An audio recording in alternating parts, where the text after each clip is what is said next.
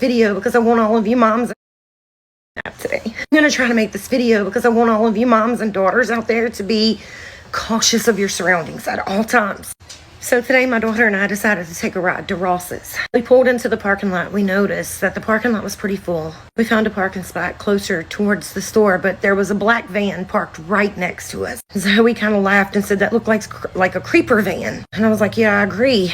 The van was solid black, blacked out windows, looked like a homemade paint job almost. We're in the broad daylight, so I'm figuring it's okay. We get out of the car, we go into Ross's. We're in there for about 30-40 minutes. We left out of Ross's, the black van was still there. We walked right next door to another little store. We was probably in that store for a good 10-15 minutes tops. As soon as we walk out the store, we notice the black van is gone.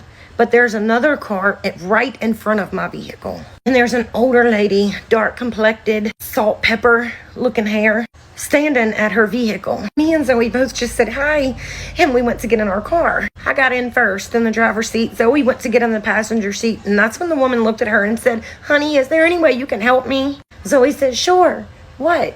And she said, I dropped my debit card. It went under my car. Can you help me get it? I got it. I'll get it. I got this. I didn't want to think anything was wrong, but that gut instinct, you can't ever, you don't ignore your gut instinct. And Zoe was like, Mom, I got it. It's okay. And I was like, no, I got it.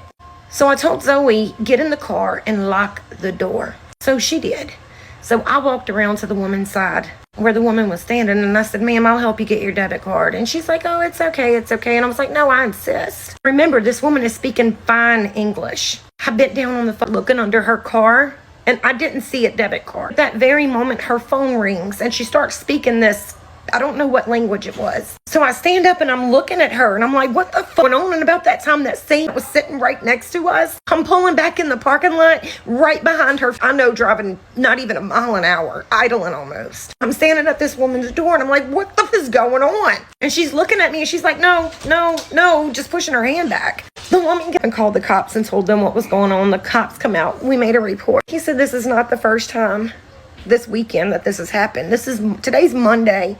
He said they gotten 3 other calls just this weekend on the same. He's not sure if it's a sex trafficking ring or what people are up to, but they're definitely all in it together. I've heard, but I guess you don't understand the seriousness of it until it happens to you and your baby. There was no license plate on the back of the car or the van. Y'all, please, I'm begging y'all, please just be very cautious of your surroundings. If I would have gotten in my car and let my baby, it wouldn't have took but 2 seconds for them to get her in that van. This is hitting way too close to home. The police right now is working with the store to get a video to see if they have video footage of what the woman looked like. This is one of the scariest things that's ever happened to me or my daughter ever.